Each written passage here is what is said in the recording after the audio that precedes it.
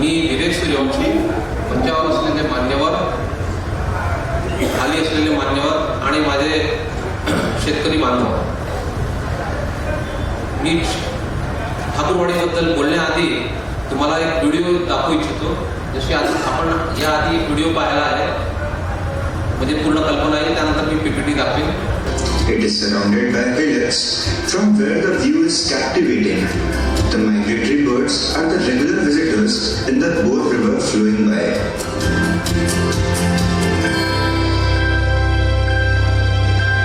The visitors can see and experience the agricultural practices. They can see various crops that we grow here, like turmeric, custard apple, and many more. The crops are grown organically using biofertilizers. Next step is trekking. On the bank of the Bor River and the buffer area of the Bor Tiger Reserve, which are the ideal places for a trek, the excitement is real as you walk along the uncharted route with the natural impediments. While on the trek, our visitors get to enjoy some other activities like fishing and bird watching. These treks are done under the supervision of the staff members, keeping in mind the safety of our guests. We also have a lot of frolicsome activities to do for our guests during their visit. The activities include bullock cart ride, tractor ride, farm tour, archery, and many more.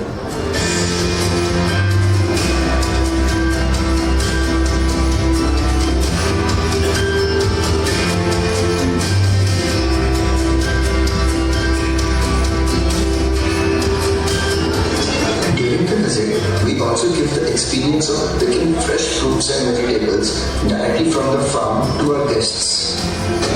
The food that we provide here is made fresh from the vegetables that are grown in our farms, and thus the good quality of food is guaranteed. This place is the perfect location for hosting picnics, get-togethers, reunions, photo shoots in its enchanting beauty of the surrounding, and any other destination events, as it is only 50 kilometers from Nagpur and close to other districts too. This place is the perfect location as it is surrounded by jungle rich in its biodiversity, and there are forest safaris which you can enjoy too. The jungle safari can be clubbed with a day visit to Thakurwadi. Thakurwadi is the perfect place for a getaway with your friends or family.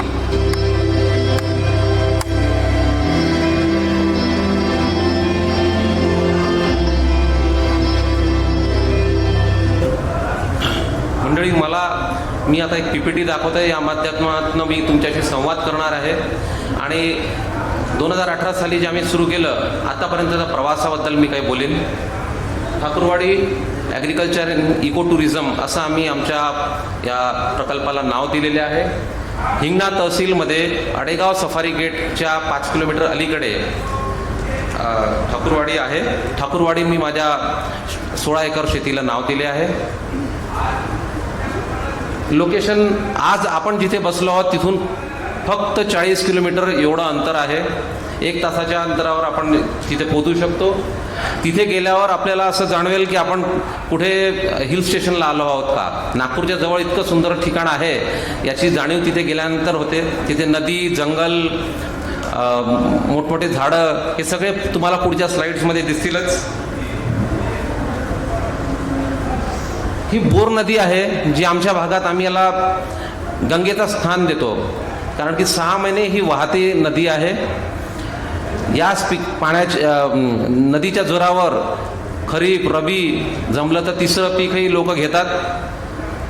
जिथे माझा laser torch दिसतोय ते ठिकाण आहे नदीच्या त्या काठावर ठाकूरवाडी, आणि मी रस्त्याकडून घेतलेला आहे. उजवीकडे जे दिसते तुम्हाला हे सॅटेलाइट पिक्चर आहे. 16 एकरचं क्षेत्र मी त्याच्यात असं डिमार्केट केलेलं आहे, आणि तिथेच हे कृषी पर्यटन आम्ही चालवतो आहोत. प्रामुख्याने पर्यटन म्हटलं की ट्रेकिंग, पाणी असल्यामुळे फिशिंग, फार्म टूर, जी उभी पिकं आहेत ते त्यांना बघण्याची संधी, ट्रॅक्टर राईड, आर्चरी, पक्षी निरीक्षण, कारण की जंगल असल्यामुळे वेगवेगळे पक्षी तिथे आहेत. आलेले पाहुणे त्यांनी किमान या 3 गोष्टी नाव्यात शिदोरी म्हणून आपल्यासोबत, हे दीज आर द टेकअवेज. आनंद, माहिती आणि श्रमपरिहार, ते जे 6 दिवस कामं करून इथे रविवारी येतात किंवा इतर कोणत्या दिवशी येतात धकाधकीच्या जीवनापासून एक वेगळा विरंगुळा म्हणून, तर हे 3 जे आहे त्यांनी नेलं की ते त्यांची शिदोरी झाली आणि आमचं समाधान. हे आमचं घोषवाक्य पण आहे. ठाकूरवाडी डेव्हलप करत असताना याची दखल घेतली आहे. मी याचा विचार केला आहे की इथे फार कमी सिव्हिल स्ट्रक्चर व्हावेत, निसर्गाशी फार छेडछाड करायची नाही, हे ध्यानात ठेवूनच आम्ही हे सगळं केलेलं आहे. 3 नंबरच्या फोटोमध्ये तुम्हाला दिसेल राहते जोपर्यंत आपल्या पर्यटनाचा हंगाम आहे, इथे तुम्हाला फारसं सिव्हिल स्ट्रक्चर दिसणार नाही. जिथे कुठे झाड आलाय आम्ही झाडाचं कत्तल होऊ दिलं नाही, टिनाला आम्ही कापलं आहे पण झाडाची कत्तल मात्र होऊ दिली नाही. हे आलेल्या काही पाहुण्यांचे फोटोज आणि आल्यापासून जो त्यांचा सेल्फी घेण्याचा क्रम सुरू होतो तो त्यांच्या गाडीत बसण्यापर्यंत चालू असतो. काही पाहुणे मला सांगतात आम्ही आल्यापासून 1 तासातच 200 फोटो काढलेत.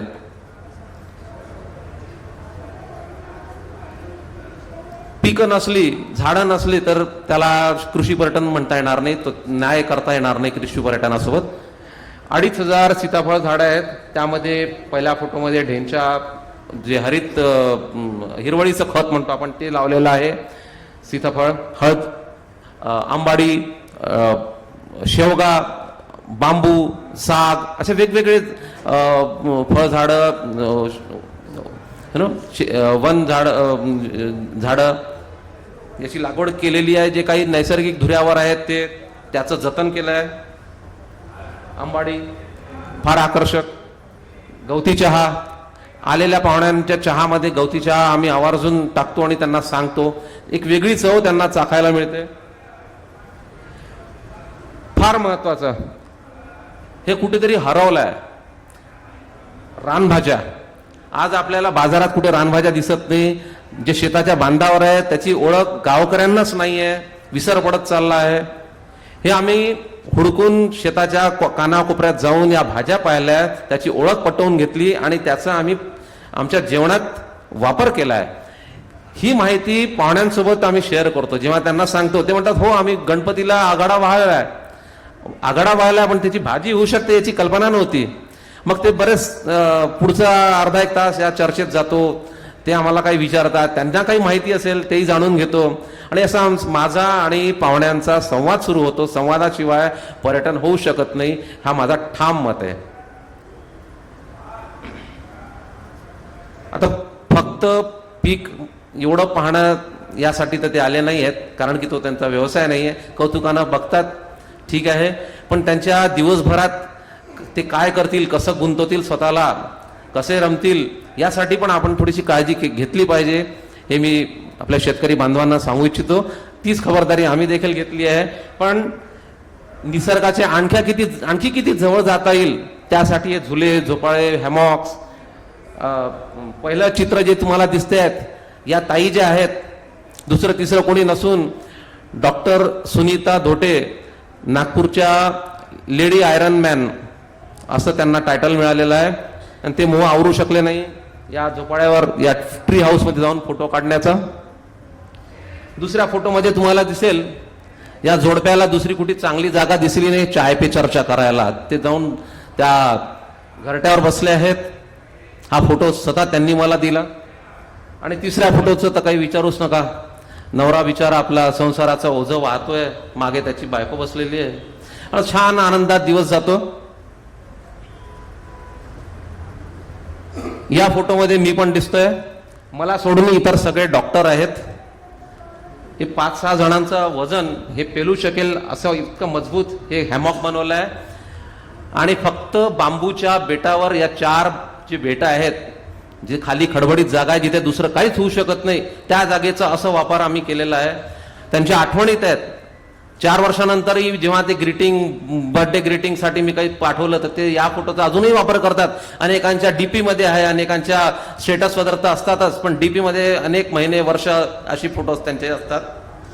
तर आम्ही समजतो की हे आमचा प्रयत्न सार्थक झालाय. पहिला फोटो तुम्हाला दिसेल इथे झाडाला आम्ही दोऱ्या बांधून लायब्ररी तयार केली आहे. वर्तमानपत्र, मासिक, काही लोक त्याचा वापर करतात. या सगळ्याचा बारकाईनं विचार करून आम्ही हे सगळं केलेलं आहे. कुठलं सिव्हिल स्ट्रक्चर मात्र त्याच्यात उभारलं नाही आहे. जे आहे त्याच्यातच सगळं काही थाटलेलं आहे.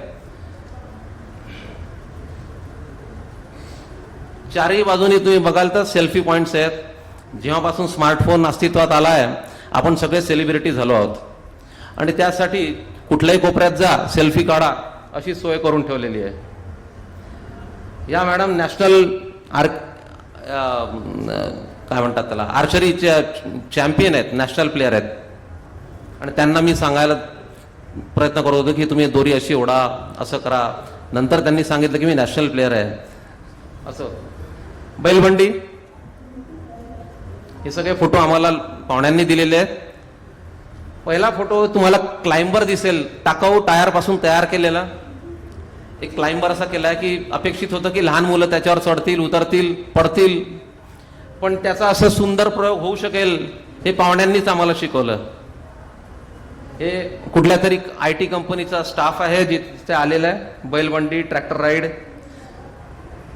लहान मुलं, बच्चे, सगळे त्यांच्या आया, सगळे लहान मुलं होतात तिथे. आम्ही तसाच प्रयत्न करतो. अलीकडे खूप सारे दिवस साजरे केले जातात. Father's Day, Mother's Day, mother in law day आहे की नाही माहित नाही, परंतु त्यानिमित्ताने मी काही ग्रीटिंग बनवतो. ते ग्रीटिंग आहे त्याचा बॅकग्राऊंड जे घ्यायचं आहे, तुम्ही कुठेतरी बांधावर उभे राहून फोटो काढतो आणि इतकं सुंदर फोटो येतं आणि माझ्या मित्रांना मी शेअर करतो. आलेल्या पाहुण्यांना, जे माझे मित्र झाले त्यांना शेअर करतो.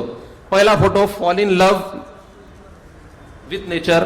हे अर्थातच 14 फेब्रुवारीसाठी आहे, व्हॅलेंटाईन डे. पण चित्र मात्र माझ्या बांधावरून काढलेलं आहे, नदीचं चित्र आहे. दुसरे अर्थ डे, हॅपी अर्थ डे.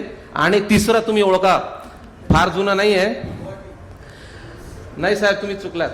हा फोटो काढायला मला गुवाहाटीला जावं लागलं नाही.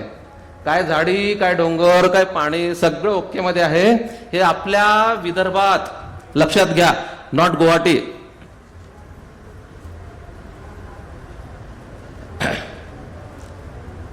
मी पाहुण्यांना स्वस्त बसू देत नाही. नाश्ता वगैरे झाला तर त्यांना आउटिंगला घेऊन जातो. पहिले ते तक्रार करतात, त्यांना काही इच्छा नसते. नंतर मात्र ते खूप खुश होतात.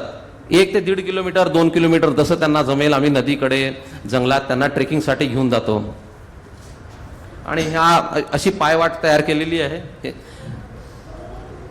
तिथे जाताना पण ते खूप आनंद घेतात. ते बघून आम्हाला खूप समाधान मिळते. पाणी म्हटलं की सौंदर्य आलं. पाण्यात जाऊन सेल्फी काढू दे, आंघोळ करू दे, निदान पाय तरी बुडवू दे, असा त्यांचा अट्टहास असतो. आम्ही त्यांना ते इतर सगळ्या सेफ्टी प्रिकॉशन्स घेऊन त्यांना ते करू देतो. आमचा माणूस असतो तिथे. पाण्याचं काय महत्व आहे, फक्त पिकांसाठी नाही तर पर्यटनासाठी पण किती आवश्यक आहे पाणी, हे अधोरेखित झालंय या फोटोमुळे. जेवण फक्त जेवायला लोक येत नाहीत, आणि जेवण म्हणजे पर्यटन, कृषी पर्यटन नाही, पण तरी पण जेवण हा फार महत्वाचा भाग आहे. हे वनभोजन आहे. आमच्याच इथल्या भाज्यांचा वापर करून आम्ही इथे स्वयंपाक करत असतो. खाद्य संस्कृती यातून दिसते तुम्हाला. माझ्या किचनमध्ये डालडा, बेकिंग सोडा आणि काय म्हणतात मैदा याचा अजिबात वापर होत नाही. रानगोऱ्यांवर भाजलेले हे वांग्याचं भरीत, ज्वारीची भाकरी, बाजरीची भाकरी, गुळाची जिलेबी, हे सगळे नाविन्यपूर्ण पदार्थ खूप आवडीनं खातात. आणि कोणी असं पिझ्झा वगैरे अशा याचा अट्टहास करत नाही. खूप तासभर चालतं हे खाद्य महोत्सव. हे पाणी अडवण्यासाठी केलेला दरवर्षीचा प्रयत्न आहे. मातीचे बॅग टाका, प्लास्टिक टाका. 10-15 हजाराचा हा खर्च आहे एकदाचा का. अशी आशा आहे की सरकारने इथे केटीव्हिअर किंवा कुठला तरी बंधारा बांधून द्यावा, म्हणजे सगळ्यांना कायमचा एक याच्यातून मार्ग मिळेल. दरवर्षी पाणी अडवल्यानंतर हे असं चित्र दिसतंय तुम्हाला. हे झाल्यावर पहिल्या 7 दिवसात जी हजेरी देतात ते आहे प्रवासी पक्षी. तुम्हाला दिसत असतील हे काळे ठिपके दिसत आहेत त्या फोटोमध्ये, ते आपले प्रवासी पक्षी आहेत. त्यामुळे आणखी या जागेचं सौंदर्य खुलून उठतं. त्याचसोबत ही जवळच आडेगाव सफारी गेट आहे. काही आलेले आगंतुक त्यांना सफारी करण्याची इच्छा असते, तर आम्ही त्यांना त्यांची ती गरज ओळखून त्यांना त्यांच्यासाठी सफारीची व्यवस्था वगैरे करून देतो. काही बुकिंग असेल, काय असेल, गाईड असेल, असं करून कृषी पर्यटन एक सशक्त माध्यम आहे.